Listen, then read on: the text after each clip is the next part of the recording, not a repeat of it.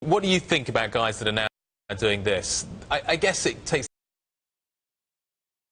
the industry back to its roots. I guess it is something that is a little anathema in an industry that is dominated by large corporations like Diageo that produce brands like Lagavulin. I wish them the best of luck. I mean, it's a very long-term project. It's going to take years to get established. There's already one English distillery has been going for about 6 years now. It's still not a major player as far as we're concerned in the marketplace. It was interesting when it first opened, but everyone wanted the first production batch. After that, it's back down now, so it's a hard call. Malcolm, in your Soho whiskey houses, do people go for higher end, the ones that are more expensive? I mean, what's the most expensive whiskey that you sell? I guess £20 a glass, something like that. No, the most expensive whiskey is £1,000 a shot.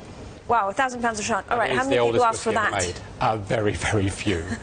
Normally, it's the price range, sort of by the shot, £6.95 to about £20. You think whiskey, you think Scotland. You may think Kentucky as well, but let's talk about Scotland for now, spelled differently. Talk a little bit about, is that the problem, that you can't simply make these products outside of what is a core constituency up in Scotland?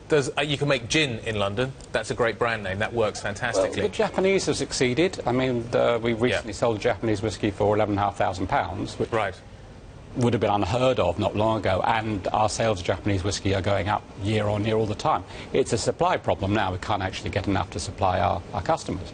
So it doesn't have to be from Scotland. It does have to be quality. It does have to have a track record, and in general it needs an age, and 3 years, of course, is a baby. But this is very recent, right? It's, I guess, the consumer getting in just a little bit more educated and wanting to try different tastes, which is why they'd buy Japanese whiskey, because 5-6 years ago it would be probably unheard of. A lot more in the press. Consumers are very educated. There's a lot on Twitter. There's a lot of people talking. When you talk about collecting things, some of these bloggers know what's going on before we do. And you can always tell because you get a phone call saying, how much of this case of this have you got? So you know that something's up. The sort of customers we get, it splits. You're looking for people who want collecting, you've got people who want to do for gifting, and you've got people who just want to try something different.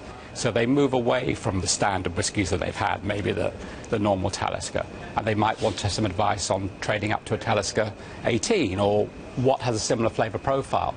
So it's really talking to people, finding out what they're looking for, and just pointing them in the right direction.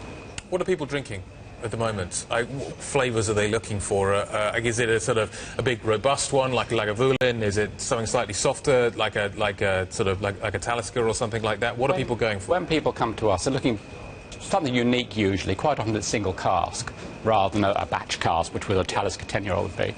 And it really does split. I mean, a lot of people like these heavily sherried whiskies. Very dark, very full, very sweet. And on the other side, you get people who like the smoky ones. And, of course, that divides into various groups. And you get people who drink things like Ardbeg, where you can smell it across the room. Especially the very heavily peated ones. I mean, there's peating levels now that were unheard of 10 years ago. And people would have thought you're mad if you said you've got these sort of 150 parts per million of phenols in whiskies. That's crazy by standards 10 years ago. But that's what people want. Is the industry going to carry on investing? You've got these micro distillers coming up. That tells me an awful lot about the way the industry is looking at the moment. The level of interest, the level of kind of specialisation is going to go up. Are we going to see more investment? Diageo said it's going to invest many millions. Is investing huge amounts. There's new distilleries popping up. The problem is we have been through this before. If you go back 18 years ago, there was a whiskey lake. And the way things are going, it could happen again. And then the people who haven't got the backing are going to be in problems. So it's very cyclical. If the Far East doesn't take up the slack... Japanese whiskey bubble. Yeah.